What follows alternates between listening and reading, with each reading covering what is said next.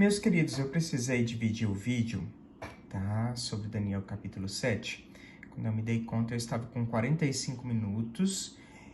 E por mais que eu tenha tentado explicar tudo com muita destreza, tá? Essa última parte poderia ser complicada porque era justamente o final. E eu pensei, preciso cortar o vídeo e explicar somente esta parte. Porque ao final é dito que o poder romano perseguiria os filhos de Deus por 3 anos e meio. Como é que esses 3 anos e meio podem se aplicar a mais de 1000 anos? Parece incongruente. Muita gente vai considerar 3 anos e meio literais, ou algumas pessoas vão considerar, né, de outras maneiras, outra contagem, né? Mas a verdade é o seguinte, há uma explicação bíblica e um padrão. E este padrão é estabelecido como mais ou menos o seguinte. Quando Deus quer executar juízos, às vezes, por dias, ele toma o mesmo período de castigo em anos. O tempo de perseguição de 3 anos e meio, proféticos, claro,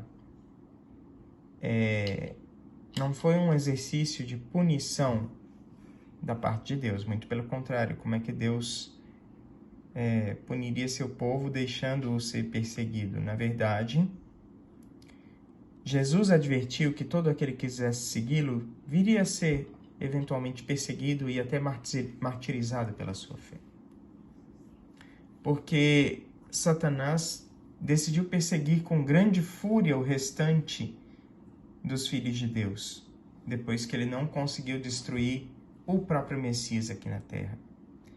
E eis porque houve um aumento da fúria tão grande. Israel foi muito perseguido, é só olhar a Bíblia, mas eles tiveram tempos de paz, coisa que os cristãos já não podem dizer o mesmo. Por onde quer que eles vão, em todas as terras que eles passam, eles sofrem perseguições. Vide o século XX. Quantas perseguições contra judeus e cristãos tivemos? A mídia foca só no holocausto nazista contra os judeus, mas a verdade é que a primeira tentativa de genocídio moderno foi perpetrada pelos turcos contra os cristãos armênios. E quase ninguém fala disso. E quantas perseguições o poder comunista exerceu contra os cristãos, especialmente na sua antiga zona de domínio, que foi a Europa Oriental comunista. Nos países africanos, quantos cristãos são martirizados ainda hoje? Diferentemente dos judeus, a quem foi permitido ter um Estado nacional, armas para se defenderem, e muitas vezes lutaram em guerras as quais eles venceram, desde Cristo, parece que os filhos de Deus padecem perseguição infindável. Mas houve uma perseguição especial, 3 anos e meio. Vamos ver de onde vem essa ideia? Primeira vez que nós lidamos com uma noção de dia representando um ano inteiro como referência profética.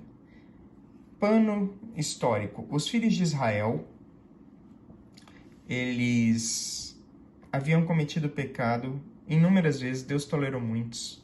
Mas quando Deus os pôs 2 anos depois do êxodo do Egito, na porta da terra prometida e disse, podem entrar, eles duvidaram de Deus e disseram, a gente não pode entrar aí. Essa terra tem homens fortes, cidades fortes, militares, gigantes. A gente está condenado. E Deus tinha dito, marchem, vão adiante, vocês vão ganhar esta terra. Como eles duvidaram de que Deus podia dar esta terra para eles, mesmo depois de ver tudo que Deus fizera com os egípcios. E não adianta dizer, fazia muito tempo. Não, tinha 2 anos só. Perdão, 2 anos apenas. Então, Deus disse o seguinte, olha, vocês vão pastorear neste deserto 40 anos e vão levar sobre si as vossas infidelidades até que os vossos cadáveres se consumam. Segundo o número dos dias em que os espias que tinham saído para espiar a terra prometida a espiaram, 40 dias, eles ficaram rodeando 40 dias a terra de Canaã, terra prometida. Cada dia, então, representando um ano, vocês vão levar as vossas iniquidades, 40 anos inteiros. Então, Deus aqui deixou que pelos 40 dias que os espias espiaram a terra e eles não creram que Deus a daria para eles, então 40 anos foram punidos, ficando no deserto, sem poder entrar na terra proibida. Vamos ver outro exemplo? Elias. De onde vem a ideia de que a perseguição se daria por 3 anos e meio?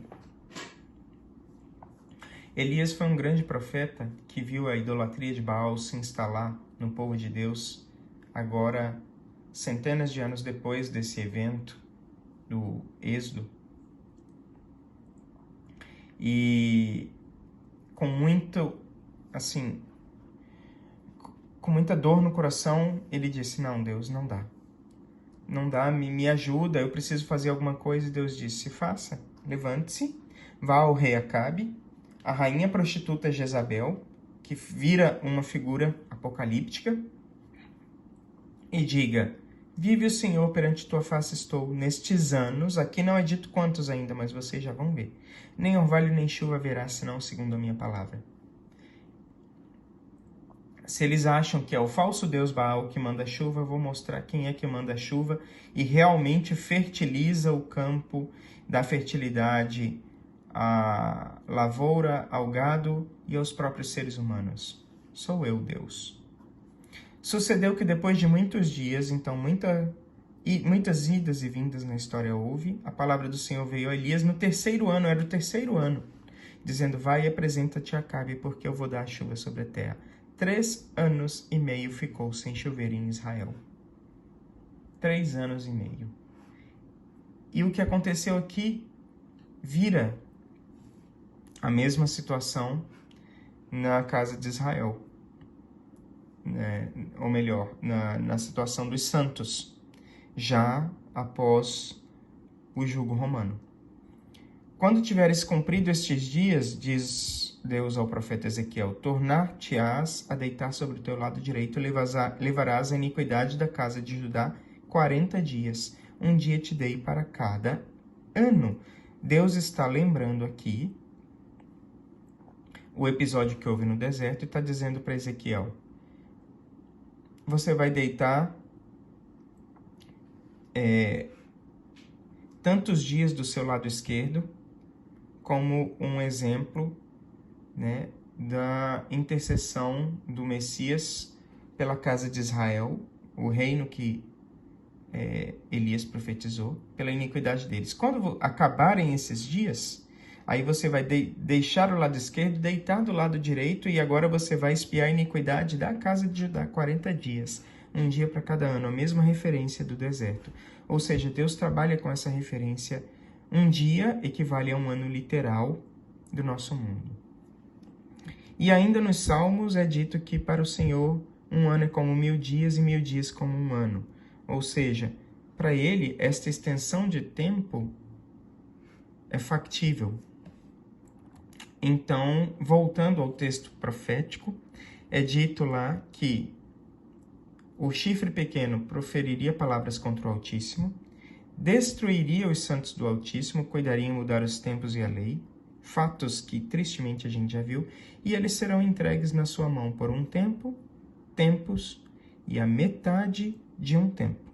Ou seja, 1 ano, mais 2 anos, mais meio ano, 3 anos e meio. Ao final desses 3 anos e meio, o juízo será estabelecido e eles tirarão o seu domínio para o destruir e para desfazer até o fim. Ou seja, ao final dos 3 anos e meio, o juízo contra o anticristo começa. Mais detalhes nós vamos ter nos capítulos 8, 9, 10, 11 e 12. Por hora, eu quero que vocês encerrem o capítulo 7, entendendo o que são 3 anos e meio. 1 mês nos tempos do povo de Israel equivalia a 30 dias. Por que é que nós passamos a ter meses variados? Porque já posterior a essa época aqui, que Daniel profetizou, o imperador romano Júlio César, na verdade ele não era imperador, o primeiro imperador foi o sobrinho dele, ele era ditador romano. Criou um mês do ano para si mesmo.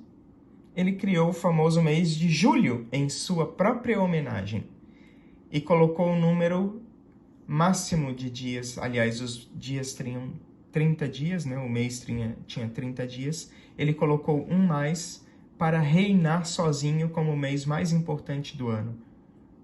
O mês central do ano, porque julho está no meio do ano, segundo o calendário romano, né? No calendário dos judeus, o mês começa em fins de março para abril, é o primeiro mês, compatível com a data do signo de Áries, e o último mês do ano, portanto, é de fevereiro para março, compatível com o signo de Peixes. Aqui não. Aqui no calendário romano, eles já mudaram a data do fim do ano para, né, o marco do início do ano, de abril para janeiro, em homenagem ao deus Janus, o que tem 2 chifres, um olhando para o passado, outro para o futuro, e ele colocou a si mesmo, Júlio César, como o mês do meio do ano, né? Só para se exaltar, e colocou 31 dias. O sobrinho dele, como foi o primeiro imperador, César Augusto, também quis um mês do ano para si, e botou esse mês o nome de Augusto, hoje conhecemos como agosto. Só que ele não queria ficar nem um pouquinho por baixo do seu tio. Então ele roubou um dia do mês de fevereiro e colocou no seu próprio mês, igualando-se a seu tio com um mês de 31 dias. E aí o calendário teve que ser reformulado. Eu tive que fazer essa breve explicação para explicar aqui o porquê os meses antigos tinham 30 dias redondos, tá?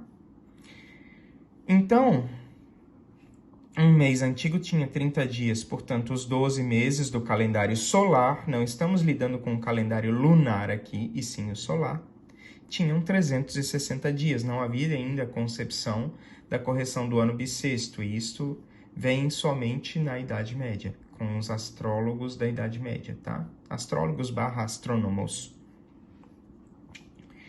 3 anos e meio, multiplicando, né? 1 ano, 360 dias, 2 anos, 360 dias, 3 anos vezes 360 dias, mais meio ano, dá 1.260 dias. Esse seria o período, melhor dizendo, de reinado do chifre pequeno, até que Deus tirasse o poder dele e iniciasse o processo de juízo.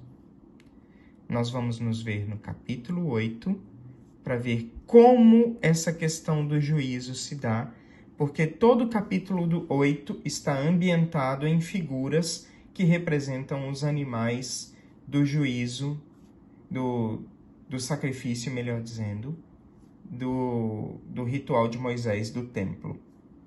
Tá? Deus abençoe a todos e a gente se vê no capítulo 8.